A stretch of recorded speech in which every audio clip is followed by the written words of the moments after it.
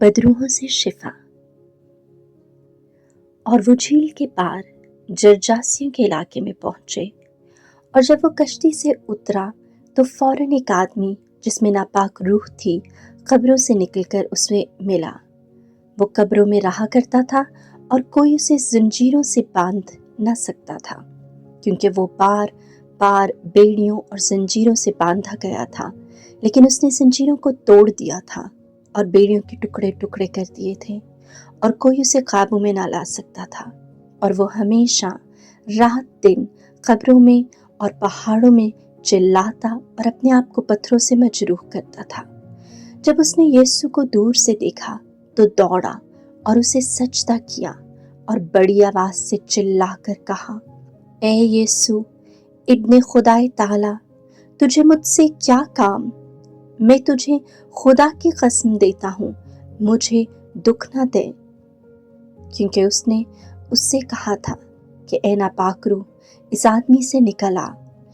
फिर उसने उससे पूछा, तेरा क्या नाम है? उसने उससे कहा कि मेरा नाम लश्कर है, इसलिए कि हम बहुत हैं। तब उसने उसकी बहुत मिन्नत की कि हमें इस इलाके से बाहर ना भेज। और वहाँ पहाड़ की तरफ सूरों का एक बड़ा गौल चल रहा था।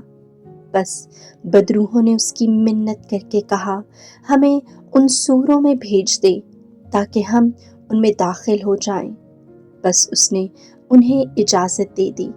नापाक रूहें निकलकर सूरों में दाखिल हुईं और वो गौल किनारे पर से झील में बड़े जोर से कूदा, और वो गौल जो करीबन 2000 का था झील में डूब मरा। और उनके चराने वाले भागे और शहर और देहात में खबर पहुंचाई। तब लोग ये माजरा देखने निकले और यीशु के पास आए, और उस अजीब ज़दा को जिसमें वो लश्कर था बैठा और कपड़े पहने और होश में देखा और डर गए। और देखने वालों ने उन्हें अजीब ज़दा का माजरा और सूरों का हाल बयान किया। तब वो उसकी मिन्नत करके कहने लगे, हमारी सरहद से चला जा। जब वो कश्ती पर चढ़ा तो जो अजीब ज़दा था वो उसकी मिन्नत करके कहने लगा, मैं तेरे साथ रहूं। लेकिन उसने उसे इजाज़त न दी, बल्कि उससे कहा कि अपने घर अपनों के पास जा और उन्हें खबर दे कि खुदावंद ने तेरे लिए कैसे बड़े काम किए और तुझ पर रहम किया। तब वो चला गया और दिकापुलिस में उन कामों का चर्चा शुरू किया जो यीशु ने उसके लिए किए थे, और सब मुताज्जब हुए। याईर की बेटी। और जब यीशु कश्ती पर फिर पार आया तो बड़ा हुजूम उसके पास जमा हो गया, और वो झील के किनारे था। और इबादत खाने के सरदारों में से याईर नामी एक आया और उसे देखकर उसके कदमों पर गिरा और यूं कहते हुए उसकी बहुत मिन्नत करने लगा कि मेरी छोटी बेटी मरने के करीब है, तू आ और उस पर अपना हाथ रख ताकि वो अच्छी हो जाए और जिंदा रहे। तब वो उसके साथ चला और बड़ा हुजूम उसके पीछे हो लिया, और लोग उस पर गिरे पड़ते थे।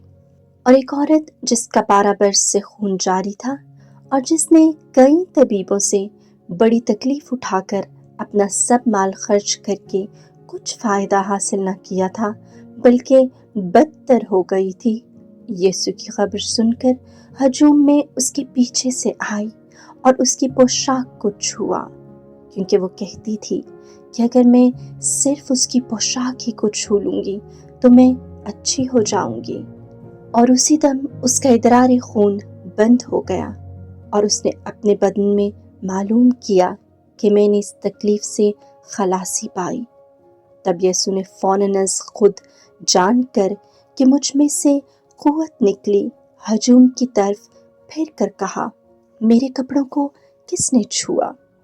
उसके शागिर्दों ने उससे कहा, तू देखता है कि हजूम तुझ पर गिरा पड़ता है और तू कहता है मुझे किसने छुआ? तब उसने नजर दौड़ाई ताकि उसे देखे जिसने ये काम किया था। तब औरत ये जानकर कि मुझ में क्या असर हुआ, डरती और कांपती हुई और उसके आगे गिर पड़ी और सारी हकीकत उससे बयान की। तब उसने उससे कहा, बेटी, तेरे ईमान ने तुझे खलासी दी, सलामत चली जा और अपनी तकलीफ से बची रहे। वो ये कह ही रहा था कि इबादत खाने के सरदार के यहाँ से लोगों ने आकर कहा, तेरी बेटी मर गई है, अब उस्ताद को तकलीफ देने की क्या ज़रूरत है। यीशु ने उस बात पर जो उन्होंने कही तवज्जो न करके इबादत खाने के सरदार से कहा, घबराना बल्कि एतक़ाद रख। और उसने सिवाय पतरस और याकूब के भाई यूहन्ना के किसी को अपने साथ आने न दिया। और वो इबादत खाने के सरदार के घर में आए और उसने शोर व गुल होते और बहुत रोना पीटना देखा और अंदर जाकर उनसे कहा, तुम क्यों गुल करते और रोते हो? लड़की मर नहीं गई बल्कि सोती है। और वो उस पर हंसने लगे। लेकिन वो सबको बाहर निकालकर लड़की के माँ बाप को और अपने साथियों को लेकर जहाँ लड़की पड़ी थी अंदर गया और लड़की का हाथ पकड़कर उससे कहा, तलीता कौमी, जिसका तर्जुमा है, ए लड़की, मैं तुझसे कहता हूँ, उठ। लड़की फौरन उठी और चलने फिरने लगी, क्योंकि वो 12 बरस की थी। तब लोग निहायत ही हैरान हुए। फिर उसने उन्हें बड़ी ताकीद से हुक्म दिया कि ये कोई न जाने और फरमाया कि उसे कुछ खाने को दो।